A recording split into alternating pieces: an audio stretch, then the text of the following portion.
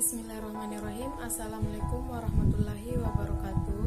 Di sini saya akan mempresentasikan karya tulis ilmiah saya yang berjudul Analisis Dampak Pandemi COVID-19 terhadap Laju Sektor Perekonomian di Indonesia Maret sampai Desember 2020. Perkenalkan, nama saya Pratiwi, NPM 92086206090, kelas 3B Prodi PGST.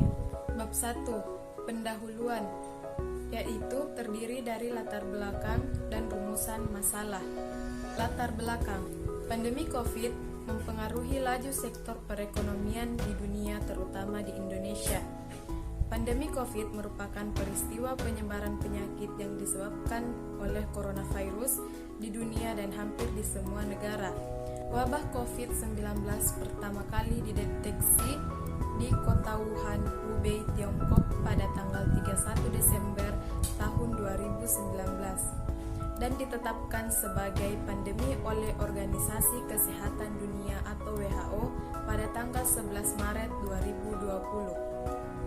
Pada tahun 2020, dunia diguncang oleh pandemi COVID yang mengharuskan banyaknya negara mengurangi kegiatan perekonomiannya.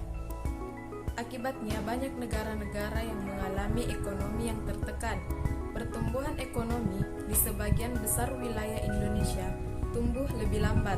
Dalam peluang ekspor, adanya COVID-19 dinilai berpotensi mengakibatkan ketidakstabilan global. Rumusan masalah. Berdasarkan uraian latar belakang, maka rumusan masalah dalam penelitian ini adalah seberapa besar dampak COVID-19 terhadap laju sektor perekonomian di Indonesia selama pandemi 2020. Bab 2, kajian pustaka dan kerangka berpikir. Kajian pustaka terdiri dari pandemi COVID-19, teori ekonomi, perekonomian pasca pandemi, pertumbuhan ekonomi, faktor yang mempengaruhi pertumbuhan perekonomian, dampak virus corona di Indonesia, relaksasi ekonomi, kontraksi ekonomi, relaksi PPH impor, fokus ekonomi bruto, dan dampak pandemi COVID-19. Ekonomi diperkirakan akan pulih pada tahun 2022. Adapun kerangka berpikir, yaitu permasalahan yang ditemukan dampak perekonomian Indonesia selama pandemi, yaitu perekonomian selama pandemi menggunakan analisis data yaitu piktogram dan PCR. Kemudian faktor yang mempengaruhi pertumbuhan ekonomi yaitu sumber daya alam, akumulasi modal, sumber daya manusia, efektivitas pemulihan perekonomian selama pandemi. Adapun di bab 3 yaitu metode penelitian terdiri dari jenis penelitian, metode pengumpulan data, dan teknik analisa data. Jenis penelitian. Metode yang digunakan dalam penelitian ini adalah metode kuantitatif deskriptif, yaitu menggunakan pendekatan yang disebut dengan analisis data sekunder. Sugiono 2016.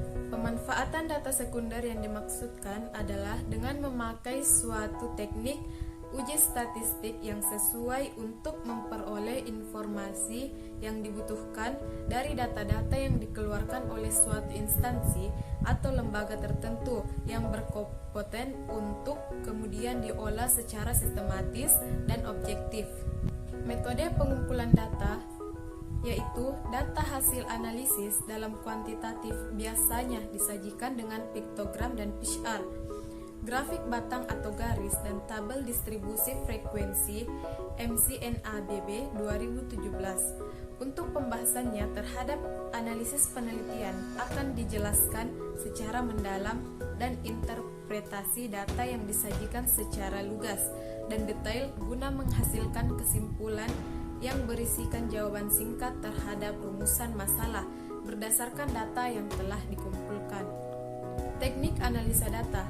Data sekunder yang digunakan adalah data yang terkait dengan perekonomian global dan Indonesia yang telah diolah oleh lembaga keuangan non-bank, yaitu PT Shelendra Capital yang menjadi gateway dana repatriasi. Selanjutnya, data ini akan diidentifikasi dan dilakukan analisis lebih lanjut.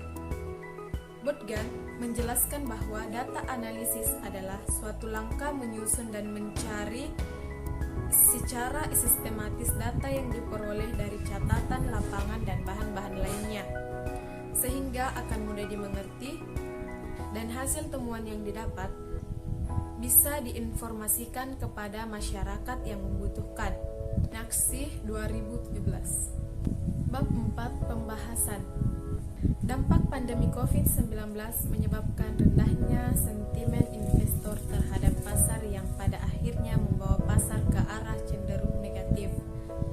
Akan tetapi, pasca tercapainya perjanjian fase 1 pada Januari 2020, perseteruan perang dagang antar Amerika Serikat dengan Cina mulai terlihat menurun. Monthly Bulletin edisi Februari 2020 yang dipublikasikan oleh PT Shailendra Capital melaporkan bahwa pada hari ini Indonesia masih dalam situasi ekonomi yang stabil. Pandemi COVID yang naik signifikan mulai akhir Januari tahun 2020 telah menjangkit 28.000 orang. Terhitung 24 Februari 2020 dicatat bahwa 79.930 manusia telah terjangkit COVID-19, sebanyak 2.469 manusia dicatat tewas dalam pandemi ini.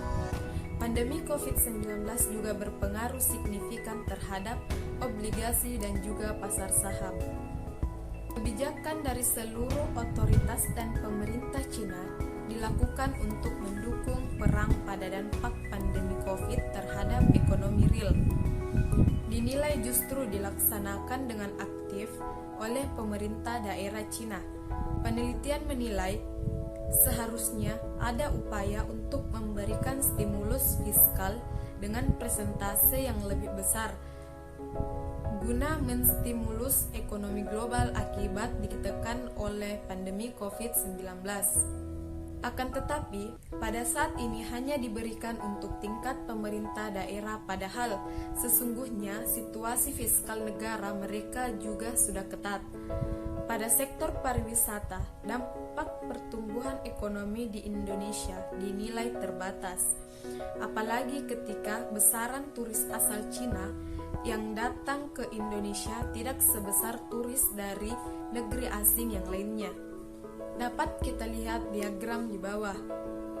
Berdasarkan analisis, dicatat bahwa untuk sektor pariwisata tercatat hanya menyumbang 1% dari pendapat domestik bruto negara Indonesia.